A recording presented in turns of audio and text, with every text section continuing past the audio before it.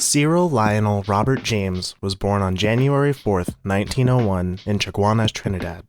His dad was a teacher, and so James had a heavy influence from education as a child. Unlike the Reconstruction era in the United States, where a lot of white teachers came to uplift formerly enslaved black communities out of poverty, in Trinidad, a lot of education was focused on English history and English values.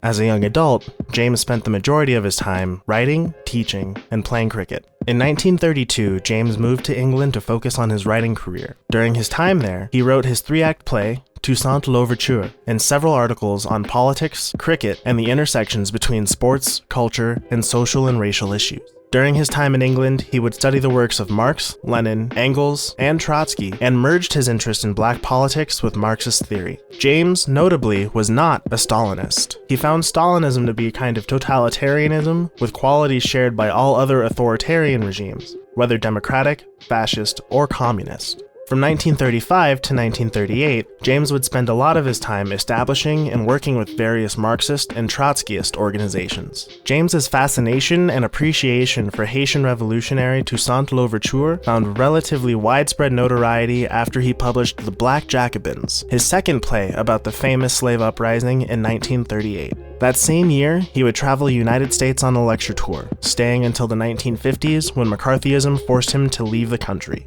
In 1939, toward the beginning of his US tour, James met Leon Trotsky and spent some time at his home in Mexico City. James's book, World Revolution, had caught Trotsky's attention. At the time, it was one of the clearest takedowns of the Stalinist idea of socialism in one country in the English language. During his time in the United States, James would co-found the Johnson Forest Tendency, a Marxist organization dedicated to bringing Marxism to the contemporary world while aiming to critique the USSR as a state capitalist society instead of a fundamentally Marxist one. In 1953, he was forced to return to Britain amidst the peak of McCarthyist demagoguery. Several years after his return to Britain, James went back to his childhood home of Trinidad to assist in the fight for independence. From there, he continued his work in trying to dismantle the remnants of and damage done by European colonialism in Africa. During these years, he would work in several African nations and with many leaders in black Marxism, including developing a special relationship with historian, activist, and academic Walter Rodney. James would even give a talk about Rodney's death during the Guyana Revolution and its implications on a grander political scale. James spent his final years in Britain feeling compelled to stick around in the wake of the 1981 Brixton riots, a racially charged clash between mostly black youth and mostly white police that arose due to discriminatory police policies and practices.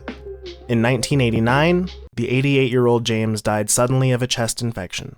C.L.R. James presents a clear link to the trend of black academics and activists adopting and spreading Marxist and communist theory as revolutionaries. Inspired by collective action during times like the Haitian Revolution, James's lean into Marxism helped set the stage for many a black revolutionary in the decades following his famous lecture tour. Figures like Malcolm X, Angela Davis, Assata Shakur, and many more stood on his metaphorical shoulders as they carried radical black academia into the present day.